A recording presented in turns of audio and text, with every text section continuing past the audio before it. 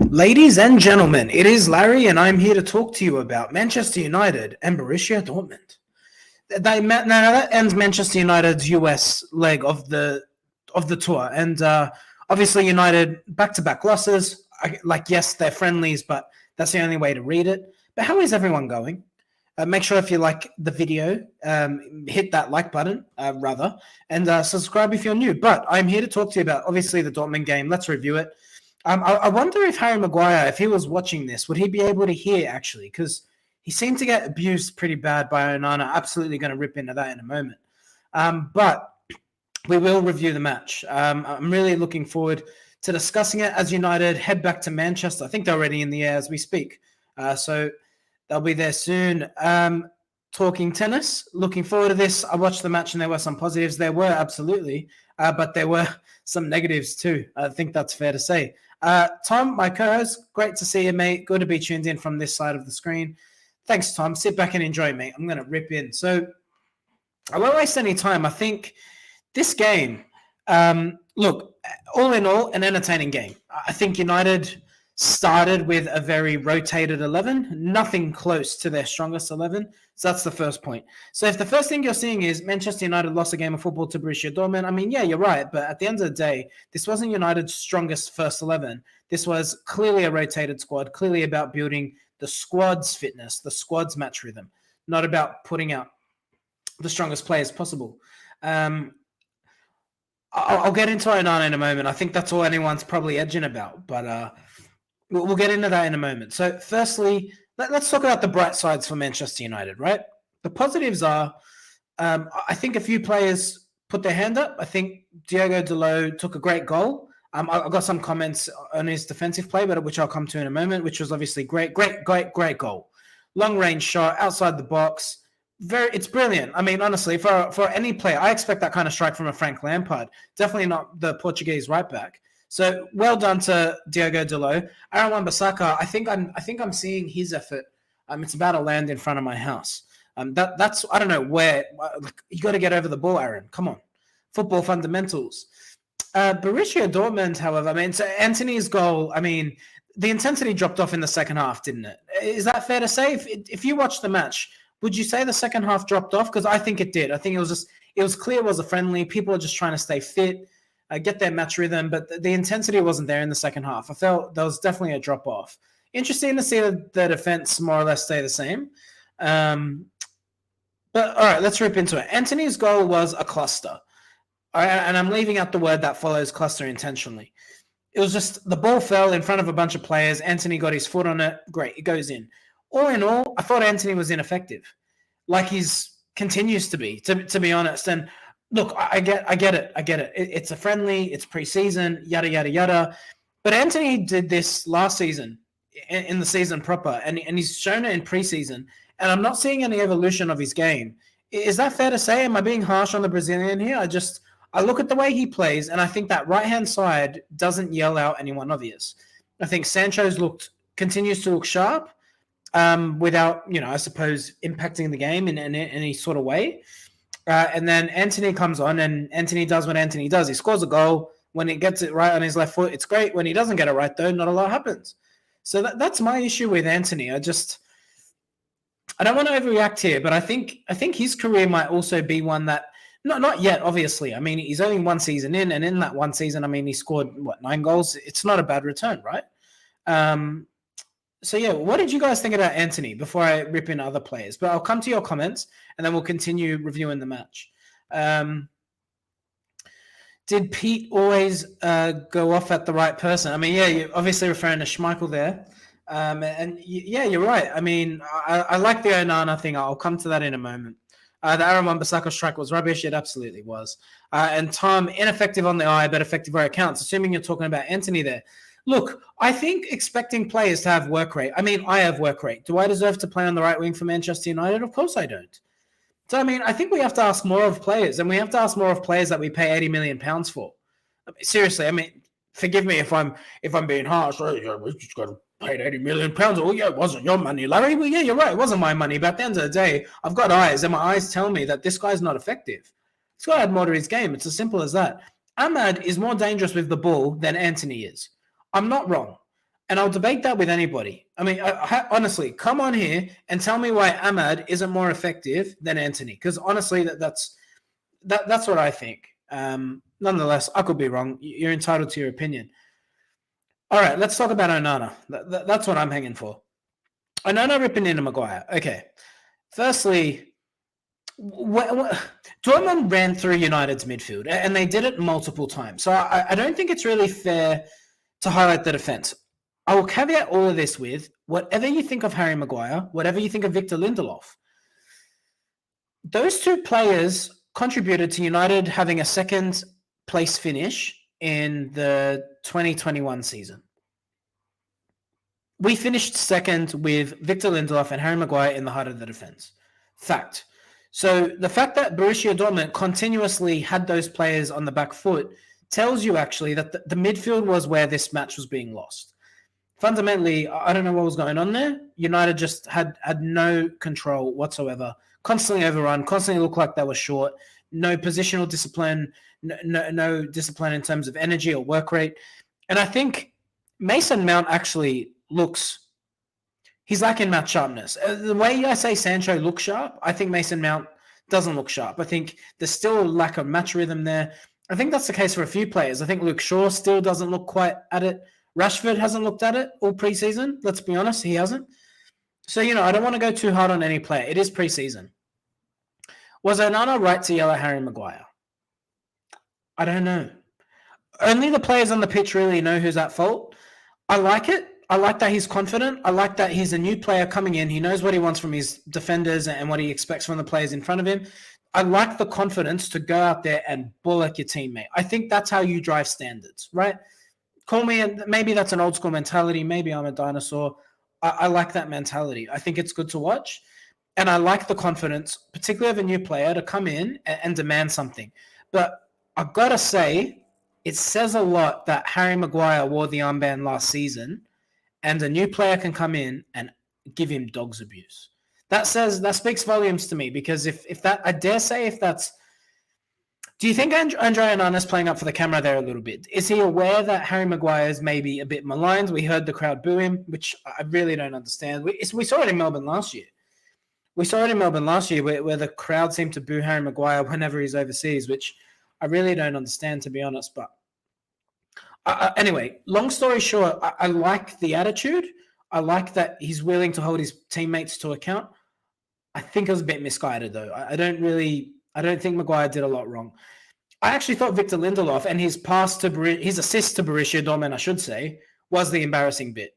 Victor Lindelof deserved the bollocking. That pass was woeful, and it was shambolic. And the first goal was shambolic. And this is why I wanted to come back to the Diogo Dalot comment. Diogo Dalot, for me, wasn't paying attention at that first goal. He was too busy ball watching. He lost his man, and then concedes a goal. So if your question is, why isn't Diogo Dalot first choice over Aaron Wan-Bissaka despite scoring bangers? Well, right backs aren't in the football team to score bangers. They're in the team to defend and offer something going forward. And Diogo Dalot switches off defensively. Case in point today. He was ball watching. He lost his man. United conceded. It was shambolic across the defense. Granted, I accept that. That back four got tore apart. The midfield got tore apart. But I think Diogo Dalot there is at fault for that first goal.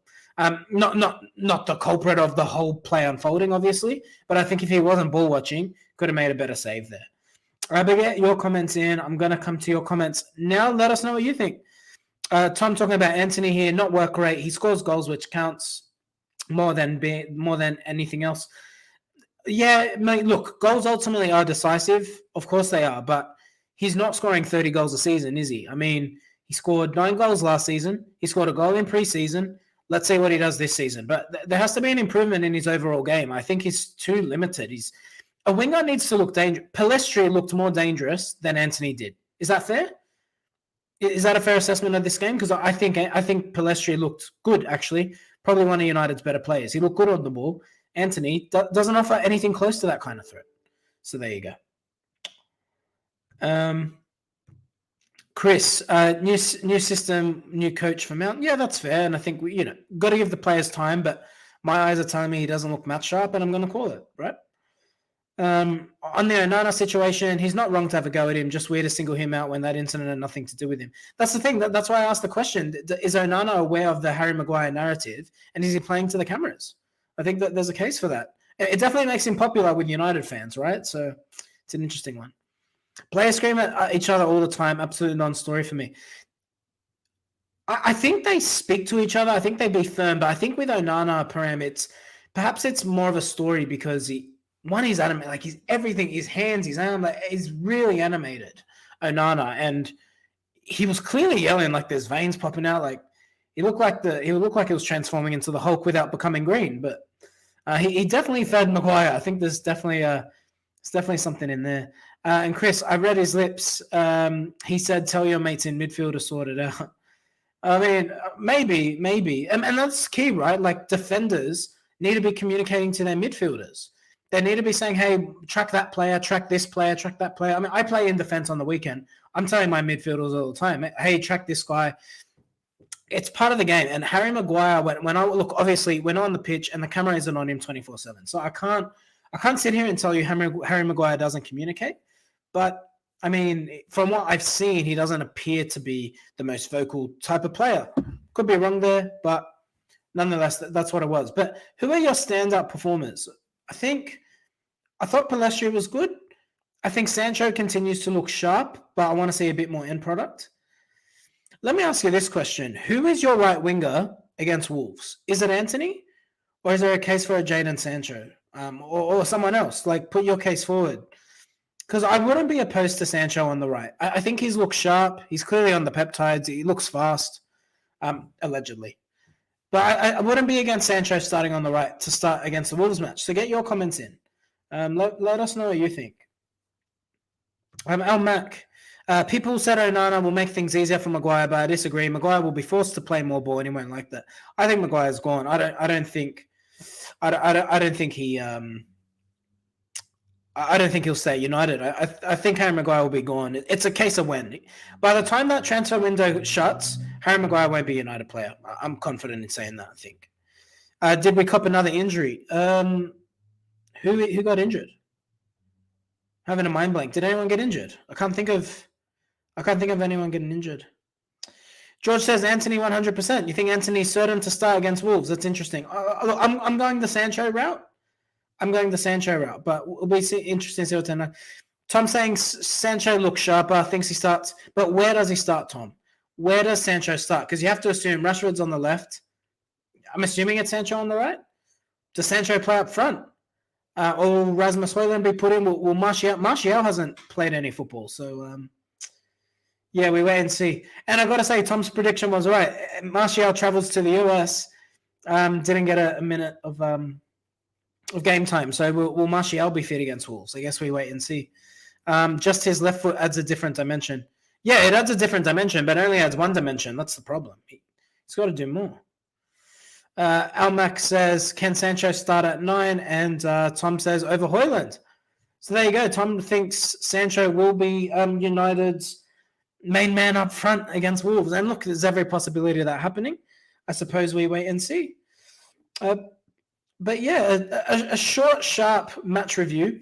Now, there's some news breaking around Mason Greenwood, so I will bring that up because I think it's big news and it's something to talk about. It's coming from a few places, so I will bring it up. The Guardian, so I want to say Jamie Jackson has broken that one. I'll confirm that shortly, but the Guardian are reporting that the club is expected to announce their decision regarding Mason Greenwood's future before the first game of the season. So we're going to hear about Mason Greenwood apparently. And look, like I said about the Guardian, when the Guardian say something, they're generally on the mark. The Guardian aren't really about clicks. If they say something, they mean it. So I'm going to say if there's reports that United are going to announce something on Mason Greenwood, good.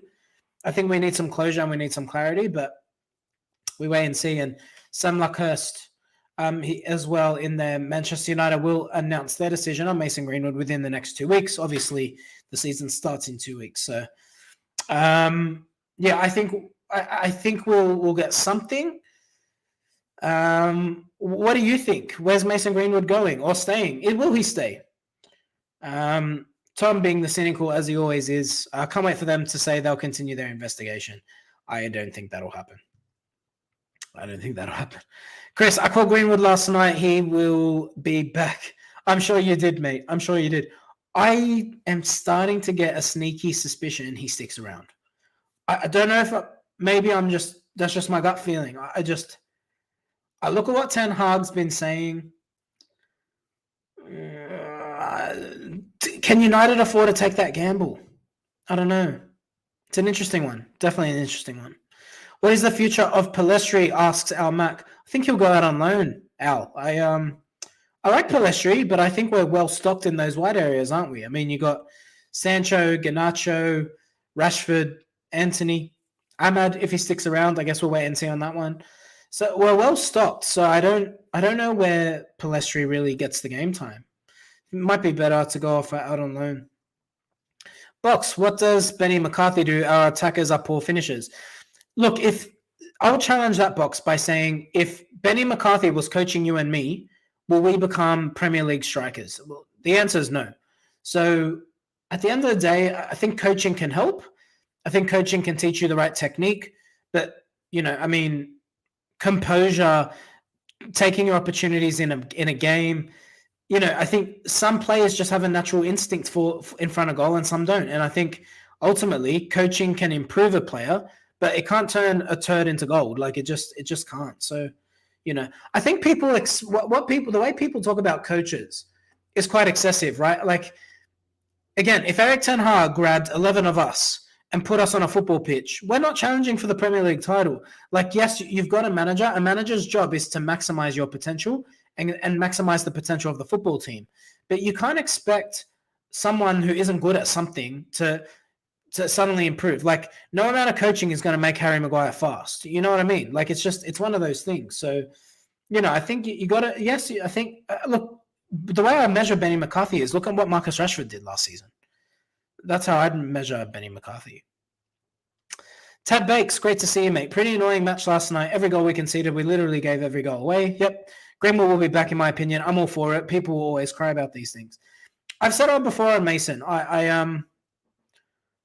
If you think he should play, like if you acknowledge like he may have done what he did or whatever, if you're of the opinion players deserve a second chance, people deserve a second chance and he should play, I'm not going to hold it against you. I think everyone deserves a right to their opinion. I think we need to stop giving people dog's abuse for having a different opinion to what's politically correct. Look, if you say Mason Greenwood's partner has forgiven him, if he's allegedly done what he's allegedly done, then who are any of us? Look, I've got an opinion, but I can make a case to and fro for it, right? If United say we're going to play him, you just got to back the club. Like we have to back the club and we have to back our players. No one's telling you to be friends with Mason Greenwood if that's what ends up happening. Just if he scores a goal, I'll celebrate the goals. Do I think he's a great bloke? I mean, whatever. Maybe he's not. Maybe he is, but it is what it is. Did United play the B team in the first half to push their value up? I mean, if that was their intention, I mean, going 2-1 behind isn't the way to push the value up, is it, George? So, yeah, definitely an interesting question there. Kenton, I kicked a fan and was welcome back. Greenwood, no charges laid. Oh, look, I think they're very different circumstances, Chris. But, yeah, I take your point. Tad Bakes, Benny literally improved Rashford massively. Yeah, exactly. Box is counter-arguing, saying Rashford had a purple patch. Look, he had his best goal return, and that's with the inclusion of it. I think Benny McCarthy has improved Rashford. Like, Rashford's had purple patches before, but he wasn't scoring headers. Like, he wasn't known for scoring headers. He scored heaps last season. So, I think there's a clear improvement in Rashford, and I think it'd be unfair to say that's not from coaching. Like, Rashford's put the time in, obviously, but I think we need to give some credit where it's due. Al, did you enjoy Adeyemi? He would have been great at United. Yeah, he looks a good young player, but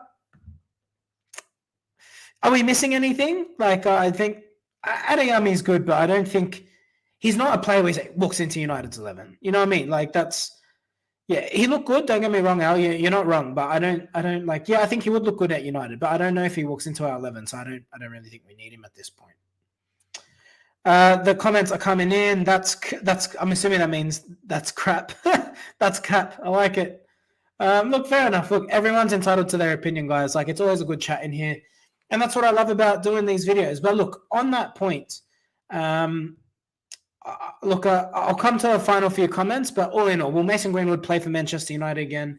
I don't know. I think jury's out. But look, it'll be really interesting to see what happens. I think, to people's comments, United are lacking a finisher. Now, putting the off-field drama aside, Mason Greenwood does solve a problem for you. And he does solve a problem because he's got this incredible knack of scoring goals. But then there's a moral dilemma. I don't know. It's it'll be really interesting to see which way United go with it. It really will. But they need to be, if they want to integrate him back, he won't play football straight away. So I think that's a key point. And the other thing is, they'll need to do a whole lot of PR to stay face. So it'll be really interesting to see how they manage this one. Param, have we ever talked about a finishing coach this much? I mean, men are the people, Param. That's what people want to talk about. I'll entertain it. Simple as. Our fans act like Rashford is Salah levels of consistency plus clutch. No idea. If he has to do what he did last season, if not better it. That's the only instance where, like, and you're right, like Rashford, the key is to back it up. The key is to back it up. That's the difference between players who have moments and world-class players. So if Rashford can score 30 goals again, all power to him. And I'll come to the comments here. Is Greenwood training with the team? How long before he can actually play a game? He looks like he's been having his own coaching done. I imagine the club are overseeing that to an extent, but it's not training with players, right? So it might be Premier League level one-on-one coaching, but you got to play with people. Get his young man slang book out. Oh, dear. Maybe Greenwood could become the Henderson replacement of the LGBT movement. Anyway, I think this is the point where I probably should end the chat. It's getting a bit hairy in here. So, guys, thanks for tuning in as always. Look, if you have enjoyed it, make sure you hit a like on the video. On our way to 2,000 subscribers. We got 2 weeks to reach that milestone, and I'm confident we can do it. Can we do it? I think we can do it. But yeah, let us know what you think, and I hope everyone has a great night. Join you tomorrow. I'm sure there'll be some more news, so stay tuned for that. Nonetheless, everyone have a good night. Subscribe if you're new, and we'll see you soon. Cheers.